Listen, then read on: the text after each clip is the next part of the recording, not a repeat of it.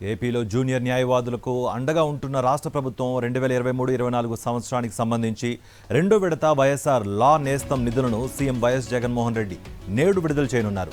రాష్ట్ర వ్యాప్తంగా 2807 మంది అర్హులైన జూనియర్ న్యాయవాదులకు నెలకు 5000 రూపాయల స్టైఫండ్ చొప్పున ఈ ఏడాది జూలై నుంచి డిసెంబర్ వరకు 6 నెలలకు ఒక్కొక్కరికి 30,000 రూపాయల వంతున మొత్తం 7,98,95,000కు వారి ఖాతాల్లో జమ చేయనున్నారు.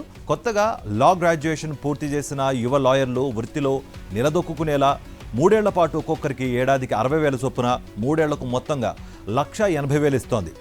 ఏడాదికి 2 సార్లు నిధులు వారి ఖాతాల్లో జమ చేస్తోంది. ఆంధ్రప్రదేశ్లో తుఫాను బాధితులకు ప్రభుత్వం నుంచి ఆర్థిక సాయం గత ప్రభుత్వాలతో పోలిస్తే వేగంగా మిన్నగా అందుతోంది. గ్రామ సచివాలయాలు వాలంటీర్ల ద్వారా పునరావాస చర్యలు వేగంగా జరిగేలా చూసిన సీఎం అప్పటికప్పుడు 28 కోట్ల రూపాయలు నిధులు మంజూరు చేశారు. పునరావాస కేంద్రాల్లో ఉన్న వారికి 2,500 రూపాయల ఆర్థిక సాయం అందేలా చేశారు. కేంద్రాలకు రాని వాళ్లకు కూడా సాయం అందేలా సంబంధిత అధికారులకు తక్షణ ఆదేశాలు ఇచ్చారు. ప్రత్యేక ఆర్థిక సాయం అందించే విధానాన్ని ప్రారంభించారు. చంద్రబాబు హయాంలో ఇలాంటి సాయమే అందలేదు. సాయం ముందు అందేలా చూసి అన్ని చర్యలు పక్కాగా అమలు చేశాకే పరామర్శకు సీఎం వైఎస్ జగన్ వెళ్లారు. పరామర్శ సందర్భంగా బాధితులు ఇంకా ఏమైనా సమస్యలు మొరపెట్టుకుంటే ముఖ్యమంత్రి అక్కడికక్కడే పరిష్కరిస్తూ ఆదేశాలిచ్చారు. తుఫానుతో నష్టపోయిన రైతులకు పరిహారం ఇవ్వలేదంటూ చంద్రబాబు ఎల్లో మీడియా చేస్తున్న ఆరోపణలపై తీవ్ర స్థాయిలో ధ్వజమెత్తారు మంత్రి అంబటి రాంబాబు. చంద్రబాబులా షోలు చేసి ఎల్లో మీడియాలో ఫ్రంట్ పేజీలో వేసుకోవడం సీఎం జగన్కు రాదన్నారు. పంట నష్టంపై వివరాల సేకరణ ప్రక్రియ జరుగుతోందని, గతంలో కంటే ఎక్కువగా నష్ట పరిహారం అందించడం జరుగుతోందని స్పష్టం చేశారు ఆయన. తుఫానుకు సంబంధించి సీఎం ముందుగానే సమాచారం ఇచ్చి అప్రమత్తం చేశారు కాబట్టే ప్రజలు సంతోషంగా ఉన్నారని మాజీ మంత్రి బాలినేని శ్రీనివాసరెడ్డి అన్నారు. సీఎం బాపట్ల పర్యటనపై టీడీపీ అసత్య ప్రచారాలు చేస్తోందని మండిపడ్డారు. చంద్రబాబు సీఎంగా ఉన్నప్పుడు సైకిల్పై వచ్చి పరామర్శించారా అని బాలినేని ప్రశ్నించారు. గుండ్లకమ్మ ప్రాజెక్టుపై గత ప్రభుత్వమే నిర్లక్ష్యంగా వ్యవహరించిందని మండిపడ్డారు. 2024లో మళ్లీ జగనే సీఎం అవుతారని బాలినేని చెప్పారు. తాను కూడా అత్యధిక మెజారిటీతో గెలుస్తానని అన్నారు. బాబుకు నీతి, నిజాయితీ, దమ్ము, ధైర్యం ఉంటే బహిరంగ చర్చకు రావాలని సవాలు విసిరారు మంత్రి కాకాణి గోవర్ధన్ రెడ్డి. రైతులకు బాబు హయాంలో ఏం చేశారో వివరాలతో రావాలని, తమ ప్రభుత్వం ఏం చేసిందో తాను చెబుతానన్నారు. విపత్తుల సమయంలో రైతులకు మీరేం ఇచ్చారో మేము ఏమిచ్చామో బహిరంగంగానే చర్చిద్దామన్నారు. ఏ విషయమైనా ప్రజల్లోనే తేల్చుకుందామన్న కాకాణి తను విసిరిన సవాల్ను స్వీకరించాలని డిమాండ్ చేశారు. వైఎస్ఆర్ జిల్లా కమలాపురం నియోజకవర్గం చెన్నూరులో ఎమ్మెల్యే రవీంద్రనాథ్ రెడ్డి ఆధ్వర్యంలో సామాజిక సాధికార బస్సు యాత్ర జరిగింది. వేలాదిగా తరలివచ్చిన ఎస్సీ, ఎస్టీ, బీసీ, మైనారిటీ ప్రజలు జై జగన్ నినాదాలతో హోరెత్తించారు. సీఎం వైఎస్ జగన్ పాలనలో సామాజిక సాధికారత సాధించిన వైనాన్ని వారు వివరించారు.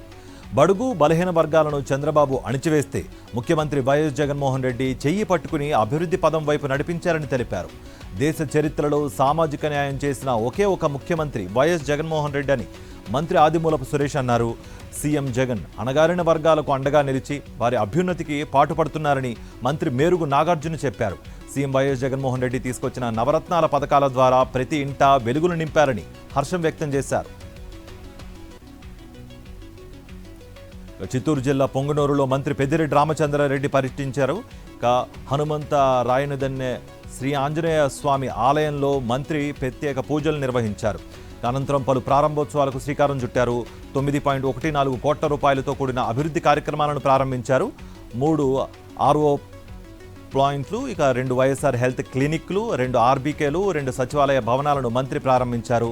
వీటితో పాటు 3.07 కోట్ల రూపాయలతో ఎంసీపల్లి, 2.2 కోట్ల రూపాయలతో చంద్రమాకులపల్లిలో 2 నూతన సబ్ స్టేషన్లు ప్రారంభించారు. 2 రోజుల పాటు రొంపిచెర్ల, సదుం మండలాల్లో పర్యటించే అభివృద్ధి పనులు చేస్తామంటూ స్పష్టం చేశారు మంత్రి పెద్దిరెడ్డి రామచంద్రారెడ్డి.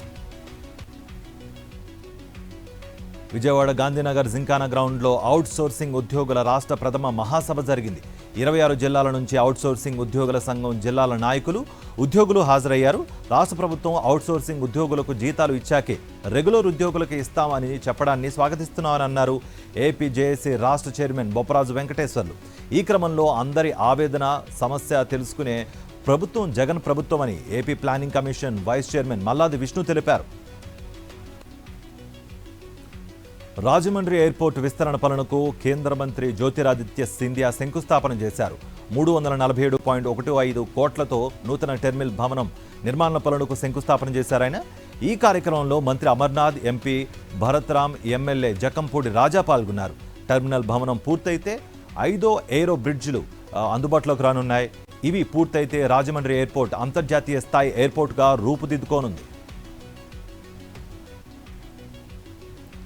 విశాఖలో టీడీపీ నాయకుడు నరసింగరావు రెచ్చిపోయాడు. టీడీపీ నాయకుడు నరసింగరావు మహిళపై అమానుషంగా యాసిడ్ దాడికి పాల్పడ్డాడు. విశాఖ పెందుర్తిలో ఈ ఘటన చోటు చేసుకుంది. డిసెంబర్ 7వ తేదీ మధ్యాహ్నం ఘటన జరిగినట్టుగా తెలుస్తోంది. శిరీష అనే మహిళపై నరసింగరావు యాసిడ్తో దాడి చేయగా ఆమె తీవ్రంగా గాయపడింది. అందరికంటే ముందు తన ఇంటి వద్ద చెత్త తొలగించాలంటూ టీడీపీ మహిళా నేత, మాజీ మేయర్ భానుశ్రీ తమపై దాడికి ప్రయత్నం చేశారని వైసీపీ మాజీ కార్పొరేటర్ దాసరి రాజేష్ ఆరోపించారు. కార్పొరేషన్ అధికారులను సైతం బెదిరించిందని నెల్లూరు మీడియా సమావేశంలో ఆయన మాట్లాడారు. కాలువను ఆక్రమించుకుని భానుశ్రీ తన ఇంటిని నిర్మించుకుందని, అందువల్లే వరద నీరు మొత్తం రోడ్ల మీదకు వస్తోందని రాజేష్ ఆరోపించారు. తనపైన, అధికారులపైన దాడికి ప్రయత్నించిన భానుశ్రీపై చర్యలు తీసుకోవాలని డిమాండ్ చేశారు. సాక్షి మీడియా నిర్వహించిన స్పెల్ బి పోటీలకు విశేష స్పందన లభించింది. 1వ తరగతి నుంచి 10వ తరగతి విద్యార్థులకు స్పెల్ బితో పాటు నిర్వహించిన మ్యాథ్స్ బి నిర్వహించారు. ఇక 4 కేటగిరీల్లో మొత్తం 1096 విద్యార్థులు ఈవెంట్లో పాల్గొన్నారు. విజయవాడ లయోలా కాలేజ్లో స్పెల్ బి పోటీలను నిర్వహించారు. ఇంగ్లీష్ వొకాబులరీపై పట్టు సాధించేందుకు స్పెల్ బి పోటీలు ఎంతగానో తోడ్పడుతున్నాయని విద్యార్థులు, వారి తల్లిదండ్రులు చెబుతున్నారు. ఆంధ్రప్రదేశ్లో ఉష్ణోగ్రతలు తగ్గిపోతున్నాయి. అల్లూరు సీతారామరాజు జిల్లా వ్యాప్తంగా పొగమంచు దట్టంగా కురుస్తోంది. ఉదయం 9 గంటల వరకు పాడేరు, చింతపల్లి, అరకులోయ ప్రాంతాల్లో మంచు తెరలు వేయటం లేదు. చింతపల్లి వ్యవసాయ పరిశోధనా స్థలంలో ఆదివారం 11 డిగ్రీల ఉష్ణోగ్రత నమోదైంది. అరకులోయ కేంద్ర కాఫీ బోర్డులో 12.3 డిగ్రీల కనిష్ట ఉష్ణోగ్రతలు నమోదయ్యాయి. ఇక్కడ మంచు అందాలకు జనం ఫిదా అవుతున్నారు. తెలుగు రాష్ట్రాలతో పాటు ఇతర ప్రాంతాల నుంచి పర్యాటకులు భారీగా తరలివచ్చి అందాలను వీక్షిస్తూ పరవశించిపోతున్నారు.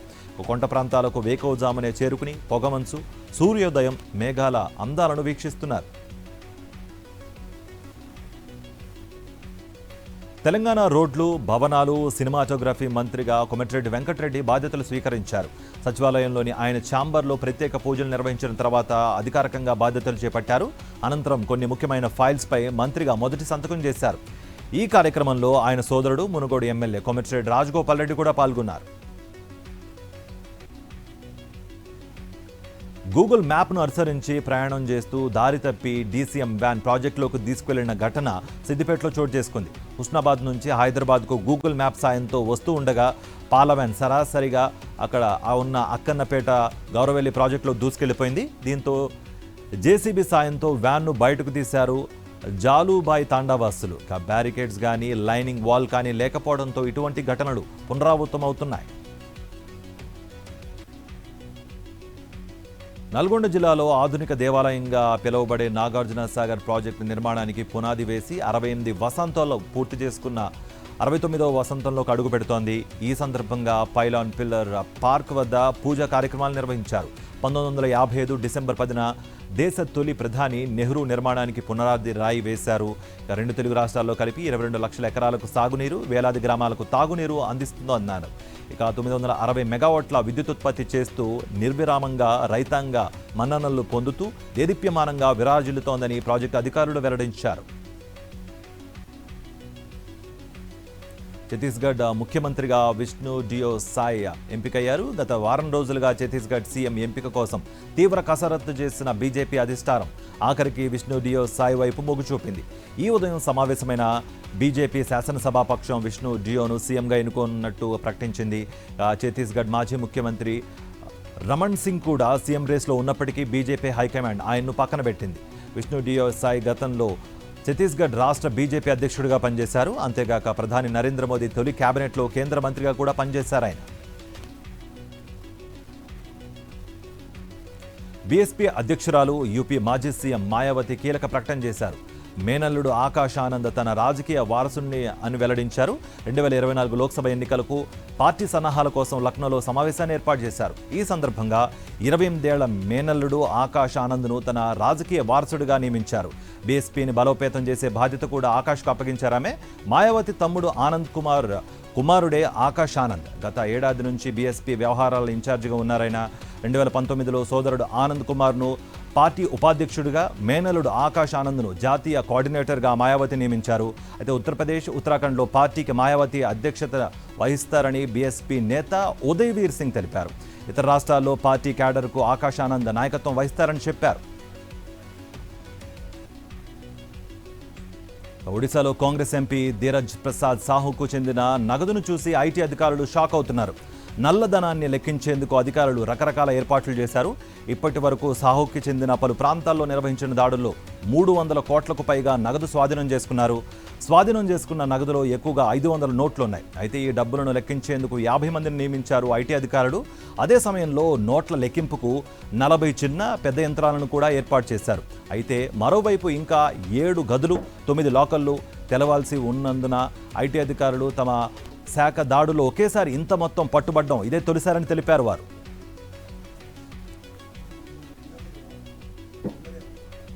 యూపీలోని అయోధ్యలో నిర్మిస్తున్న శ్రీరాముని ఆలయానికి సంబంధించి మరిన్ని ఫోటోలను శ్రీరామ్ జన్మభూమి తీర్థ క్షేత్ర ట్రస్ట్ ఎక్స్లో పోస్ట్ చేసింది. వచ్చేడాది జనవరి 22న ఈ మందిరంలో శ్రీరాముని విగ్రహాన్ని ప్రతిష్ఠించనున్నారు. ఈ కార్యక్రమానికి 130 దేశాల ప్రతినిధులు, వేల సంఖ్యలో సాధువులు రానున్నారు. అదలా ఉంటే రామమందిరంలో పూజారులుగా పనిచేయడానికి ఎంపికైన 50 మందిలో గజియాబాద్కు చెందిన యువకుడు మోహిత్ పాండే ఎంపికయ్యారు. దూదేశ్వర్ వేద్య పీఠంలో 7 ఏళ్లు చదివిన తర్వాత మోహిత్ పాండే తిరుపతి వెళ్లి వేద విద్యను అభ్యసించారు. ఇక ఇతరుల అర్చకులతో పాటు నియామకానికి ముందు 6 నెలల్లో శిక్షణ తీసుకున్నారు. రాష్ట్రీయ రాజ్పుత్ కర్ణిసేన అధ్యక్షుడు సుఖ్దేవ్ సింగ్ గోగోమోడి దారుణ హత్య కేసులో 2 షూటర్లను పోలీసులు అరెస్ట్ చేశారు. నిందితులతో పాటు వారి సహచరుడు ఒకరిని అదుపులోకి తీసుకున్నారు. సుఖ్దేవ్ హత్య కేసులో నిందితులను పట్టుకునేందుకు ఢిల్లీ, రాజస్థాన్ పోలీసులు సంయుక్తంగా దర్యాప్తు చేపట్టారు. ఈ క్రమంలో రోహిత్ రాథోడ్, నితిన్ ఫౌజీ అనే 2 షూటర్లను చండీగఢ్లో అరెస్ట్ చేశారు. వీరితో పాటు మరో వ్యక్తి ఉద్దమ్ సింగ్ను అదుపులోకి తీసుకున్నారు.